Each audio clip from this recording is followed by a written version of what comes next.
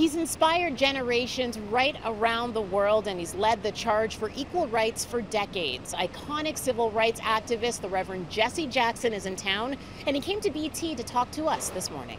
Thank you so much for coming here today this morning and sharing some time with us this morning. It is really an honor to have you here in the station. It's a wonderful opportunity. You know, we are here with the National Bar Association, the largest body of black lawyers on earth, really, 75,000 strong.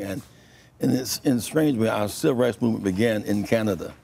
They came to Niagara, to Buffalo, New York, and they had no place to stay. Across the border, and formed, Dr. Du Bois formed the NAACP.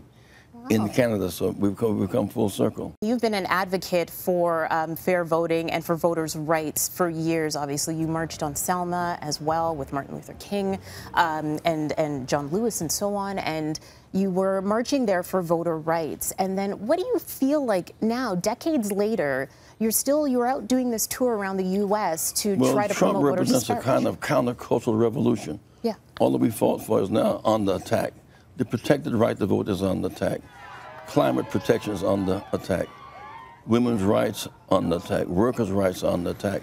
Human rights are under attack. And we tried to ban the Muslims and tried to lock out the refugees and build a wall with Mexico. So we're facing an unusual season, yet I'm convinced America is strong enough resistance enough to stop this onslaught. It is a very ugly season. Famously, you were a peace advocate. You were a nonviolent protester and activist. And, you know, now in the climate that we have today, we have Black Lives Matter in the U.S. and here in Toronto as well that are, especially here in Toronto, they have protested. Many call them disruptive, but they are making gains and making changes in a nonviolent way. They call Dr. King disruptive. They call Jesus disruptive.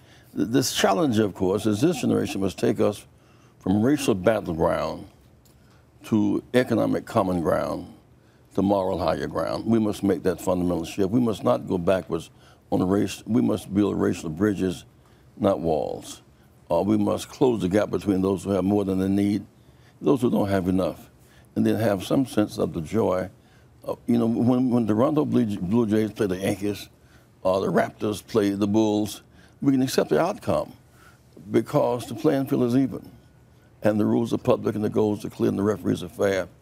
The score is transparent. We want an even field and access to medicine and law and jobs and justice. After a reception at City Hall tonight, Reverend Jackson will be headed back to the U.S. The National Bar Association convention continues here in Toronto until August 4th. Tammie Sutherland, City News.